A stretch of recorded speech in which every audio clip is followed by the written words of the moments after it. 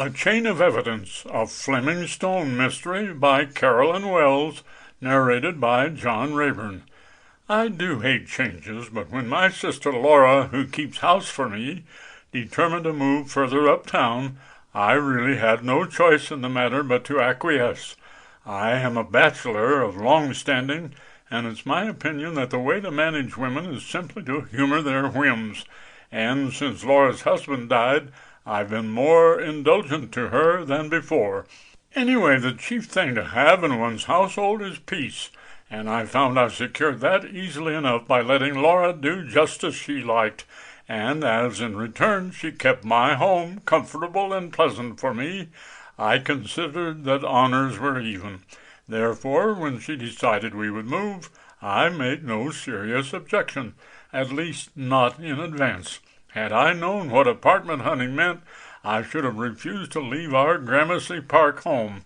But uptown and west side represented to Laura the Mecca of her desires, and I unsuspectingly agreed to her plans. Chapter 1. The Girl Across the Hall. Then the campaign began. Early every morning Laura scanned the papers for new advertisements. Late every morning she visited agents, and then spent the rest of the day inspecting apartments. Then evenings were devoted to summing up the experiences of the day and preparing to start afresh on the morrow.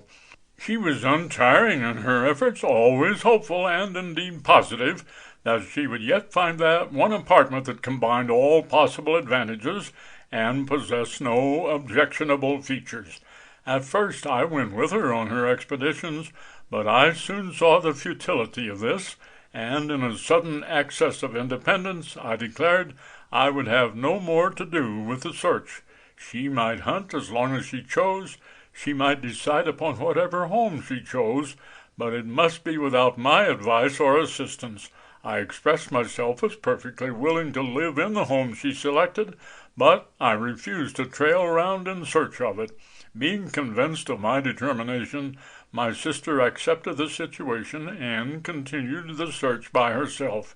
But evenings I was called upon as an advisory board to hear the result of the day's work and to express an opinion. According to Laura, it required a careful balancing of location and conveniences, of neighborhood and modern improvements, before the momentous question should be decided. Does an extra bathroom equal 1 block further west? Is an onyx-lined entrance greater than a buttoned hall boy? Are palms in the hall worth more? Sample complete.